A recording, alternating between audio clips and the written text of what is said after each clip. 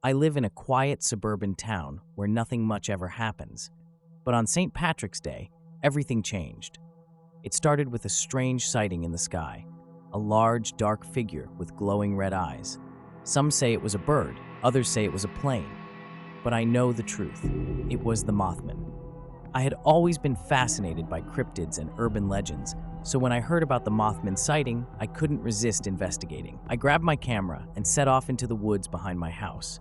The trees were bare and the air was cold, but I was determined to find the Mothman. As I ventured deeper into the woods, I heard a rustling in the bushes.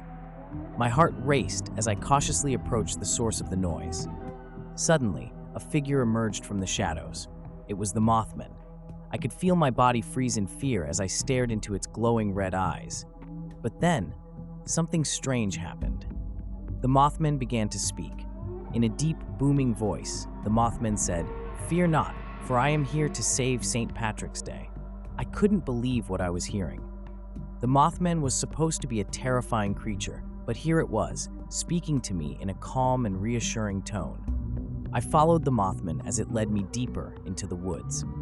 We eventually arrived at a clearing, where I saw a group of people gathered around a large bonfire.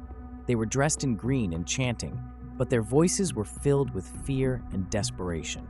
The Mothman stepped forward and began to recite a strange, rhyming poem. It was like something out of a Dr. Suess book, but with a dark and eerie twist.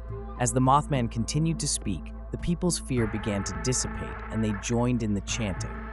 Suddenly, the ground began to shake, and a green light appeared in the sky. The Mothman had saved St. Patrick's Day. The people cheered and thanked the Mothman for its help. As the celebration continued, I couldn't help but wonder how the Mothman knew about the danger to St. Patrick's Day and why it chose to help. But before I could ask, the Mothman disappeared into the night. The next day, the town was filled with rumors and theories about what had happened. Some say the Mothman was just a figment of our imagination, while others believed it was a guardian spirit protecting our town. But I knew the truth. The Mothman was real, and it had saved St. Patrick's Day from a mysterious threat.